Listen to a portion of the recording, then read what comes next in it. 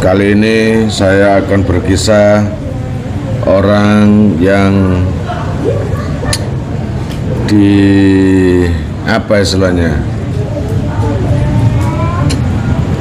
disukai oleh siapa itu, para torekoh Maulawiyah atau yang biasa nari-nari mumpet tuh. Apa itu? Nari apa itu? Tarian sufi. Kalau nggak salah itu torekot Maulawiyah atau apa itu. Pendirinya atau yang dianut adalah Hadratul Kiram Asy-Syaikh Maulana Jalaluddin Ar-Rumi. Jalaluddin Ar-Rumi itu memang unik, makanya banyak pengikutnya. Itu ceritanya panjang itu.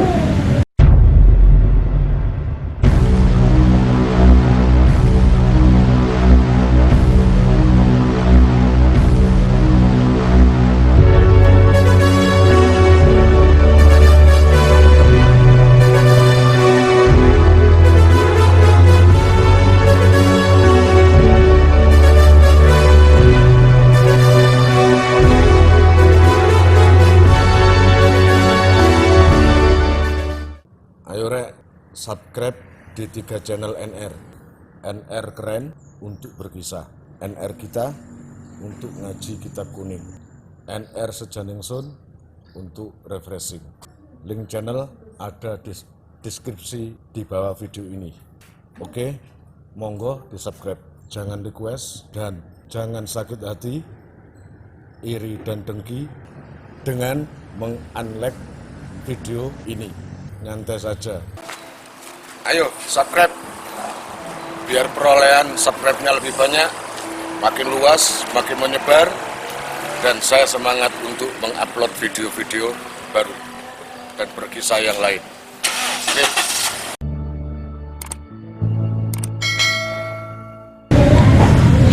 Saya cuma nyuplik satu kisah saja yang mungkin akan bisa kita ambil ibrohnya atau kita ambil gambarannya, kebarokannya dari kisah ini. Jalaluddin Ar-Rumi ini punya guru namanya Syekh Samsuddin At-Tabrizi atau At-Tabrizi. Jalaluddin Ar-Rumi itu sangat mencintai kiainya. Kamu itu harus gitu, harus mencintai gurumu.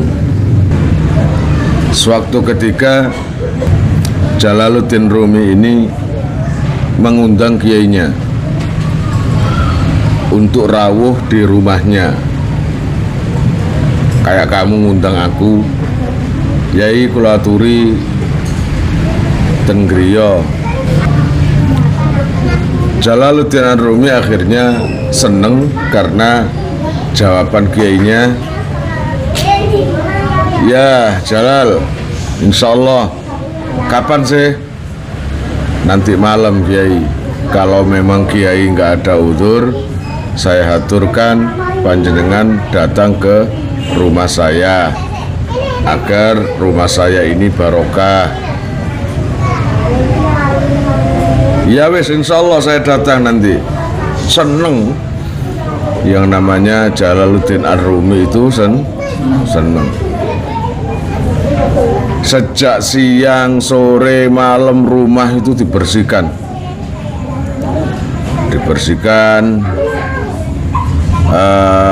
Gimana pantasnya lah kalau nanti ada kiainya rawuh atau datang dalam kondisi bersih, nggak dalam kondisi kotor. Walhasil ketika malam habis isya gurunya datang. Jalaluddin, assalamualaikum. Waalaikumsalam ya Syekhi. Guru seneng salaman, ya dah. Kemudian dipeluk, lalu dipersiapkan ke dalam rumah. Di dalam rumah itu sudah sangat bersih lah, karena sudah dibersihkan sejak siang tadi. Ya, Dan perlengkapan-perlengkapan, wah jelas. Ya, mulai apa yang nggak ada? Apa yang disukai oleh siapa tadi? Kiai Samsuddin atau Syekh Samsuddin At-Tabrizi. Apa yang dia sukai ada semua. Ada semua. Apa? Rujak cingur. Apalagi? Dawet, nasi goreng, sate, apa mat? Kupang. Ayo sebutno kabeh. Ya, ngono kabeh. Tahu tek, wis lengkap lah minumannya, mulai teh, es teh, coca-cola, ya. Iku. Lah apa maning? Sprite. Apa lo? Sprite. Ya, oh bijuki kon. Tulisannya delontel lah. Sprite. Coca-cola. Terus apa nih? Pokoknya minuman-minuman lengkap di atas meja itu semuanya sudah ada. Lalu sang Syekh At-Tabrizi tadi disuruh makan, ditinggalkan oleh Jalaluddin Ar-Rumi agar makannya lahap. Memang benar, yang namanya Syekh Samsuddin tadi makannya nggak seperti biasanya. Makannya buahnya. Seneng lah, nggak pernah makan kayak gitu. Kayak nggak tahu Syekh Samsuddin orangnya sangat zuhud, orangnya itu jauh dari duniawi. Makannya, tempatnya itu nggak seperti kita yang selalu enak, ya toh? Makanya di hikam kemarin gimana?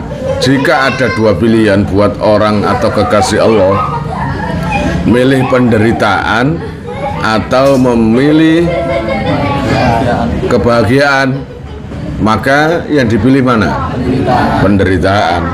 Karena di dalam penderitaan ternyata menurut hikam ada faedah yang kamu dapatkan, yang tidak akan kamu dapatkan ketika masa bahagia. Gitu loh. Makanya jangan heran para wali Allah itu selalu berenang di lautan faedah. Orang yang berenang di lautan faedah adalah orang yang setiap hari mengalami cobaan. Ya. Kamu jangan anggap cobaan itu tanda Allah benci, enggak. Itu Allah tanda memperhatikan.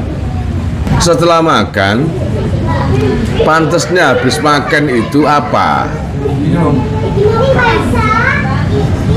Habis makan itu nih pantasnya apa? Ngentut, gelegeken, mana?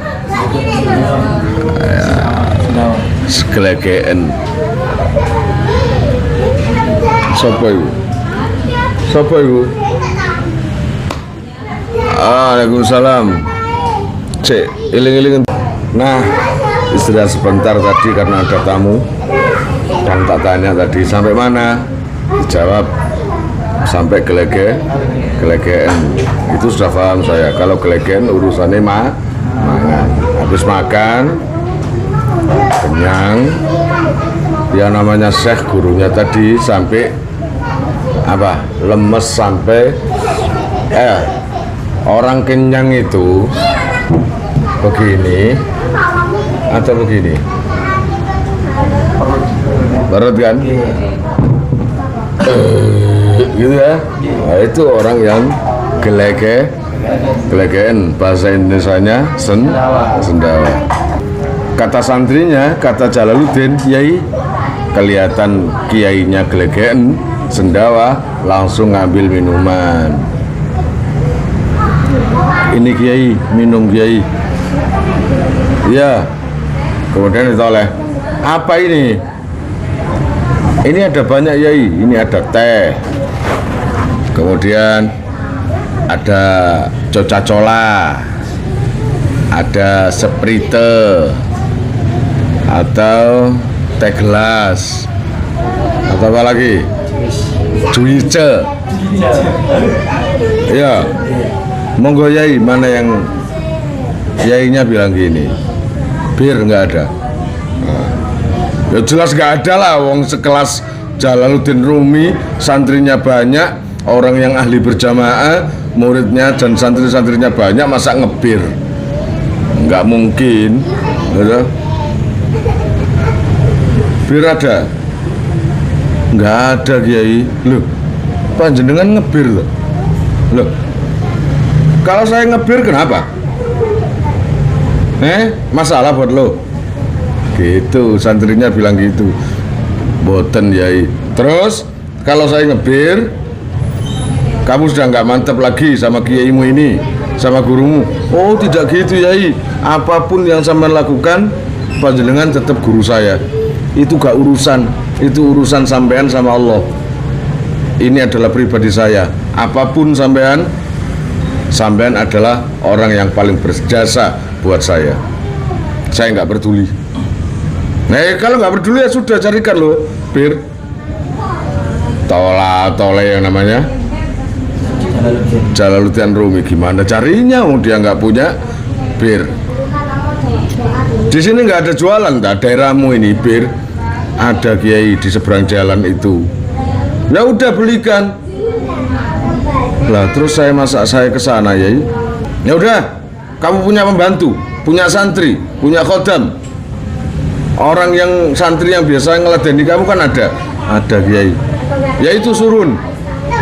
Iya Kiai. Tapi dalam hatinya, lah iya. Kalau saya nyuruh santri, sama juga saya ini apa? Membuka kejelekan saya sendiri di hadapan santri. Coba kalau santri suruh, loh, Yai kok nyuruh Pak beli bir? Coba gimana? Bingung kan? Namanya Jalaluddin Rumi. Bingung. Katanya gurunya Syekh Samsudin, ngapain diem? Nggak mau tak suruh. Oh mau Yai. Ya cepet loh. Bingung. Kenapa? Kamu segen nyuruh santri kamu? Malu nyuruh santri kamu? Iya Kiai. Karena kamu nanti dikatain buruk sama santri kamu. Iya Kiai. Ya sudah, kamu sendiri berangkat. Nggak usah nyuruh santri. Kamu itu sudah dewasa kok, nggak ngerti-ngerti. Iya Kiai, saya pamit dulu. Ya sana tak tunggu. Kiainya yang udah pisan ya. Pesen bir. Akhirnya Jalaluddin Rumi pergi keluar rumah sambil membawa jubah. Namanya orang jubahan kan? Oh, jubahan. Di situ ada toko bir, Homer. Mau masuk nggak enak. Mau masuk nggak enak. Karena di situ itu banyak yang kenal. Namanya aja tetanggaan kan banyak yang kenal. Akhirnya nunggu ada kesempatan sepi, langsung dia masuk ke warung penjual bir tadi. Dengan alasan ada sesuatu yang mendesak, dia perlu bir. Ngomongnya ke pembeli seperti itu. Penjual ngomongnya ke penjual seperti itu. Penjualnya nggak percaya. Dalam hatinya, tumben Kiai ini kok beli bir. Ya gimana juga namanya penjual, ya dikasih aja. Ya udah Kiai, beli berapa? 2 botol. Tuh. Akhirnya bir itu disingitkan, apa? Sembunyikan di balik jubah agar semua orang nggak tahu. Kebetulan di dalam warung itu ada orang yang dengar. Orang yang memang nggak suka dengan Jalaluddin Rumi karena kalah saingan. Berarti kalah saingan, baik di bidang ilmu, di bidang santri, di bidang pondok pesantrennya. Langsung ketika Jalaluddin Rumi keluar dari warung itu, ditutke, apa? Diikuti dari belakang oleh orang tersebut. Ketika melewati, ya namanya Jalaluddin Rumi tolak-toleh, takut botolnya jatuh. jalan sambil ngempit gini dua-duanya, sambil jubahan gitu. Di tengah jalan buahnya ini apa yang namanya Kiai. Assalamualaikum Kiai. Ya, waalaikumsalam. Boleh saya enter Kiai? Enggak usah. Baru jalan sedikit sudah ada yang nyapa lagi. Buahnya yang nyapa. Sampai yang namanya Jalaluddin Rumi itu melewati satu masjid.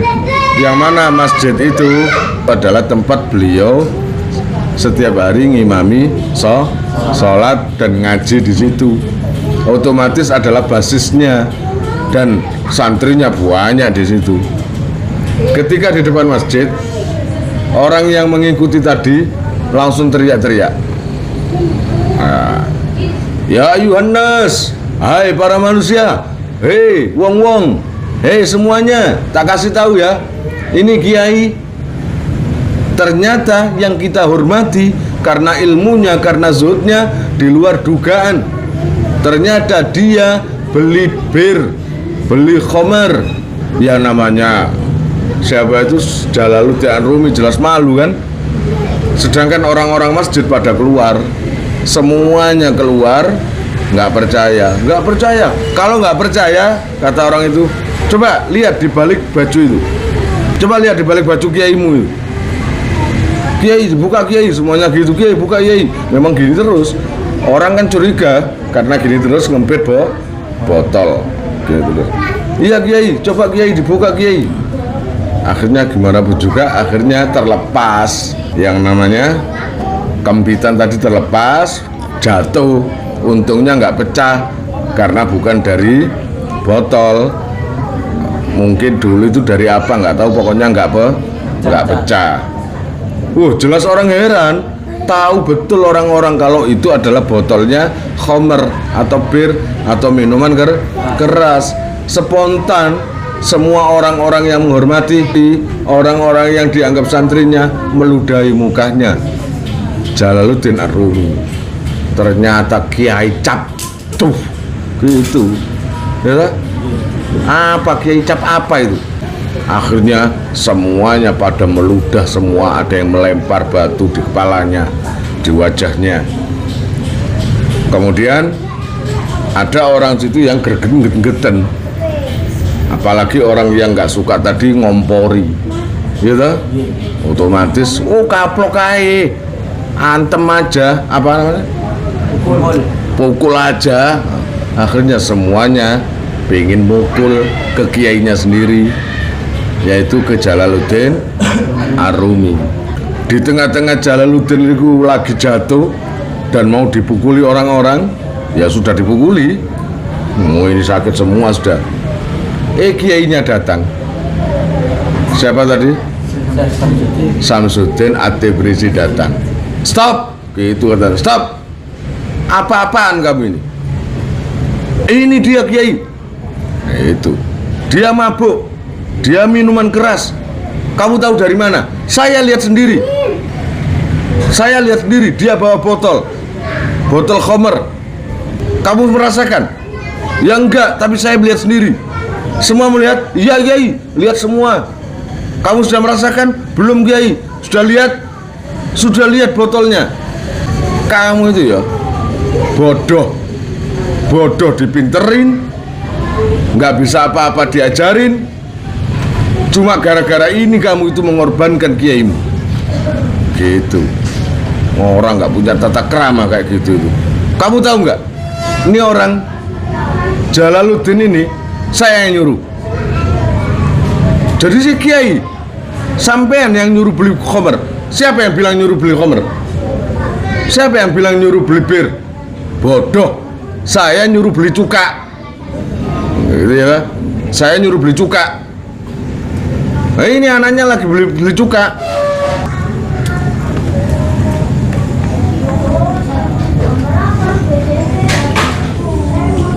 Nah, saya dari tadi itu nunggu dia pulang beli cuka. Gitu. Terus, tapi saya lihat bir Kiai. Siapa bilang bir?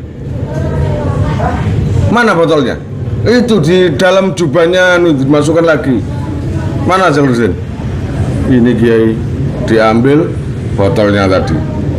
Ya, botolnya 2 botol tadi. Tangan orang-orang yang mukuli disuruh gini semua. Sini tanganmu. Sini tanganmu, sini. Botol dibuka, taruh di tangannya. Semua, sini. Coba cium, rasakan. Dicium. Cuka. Loh, kok cuka? Cuka dirasakan cuka.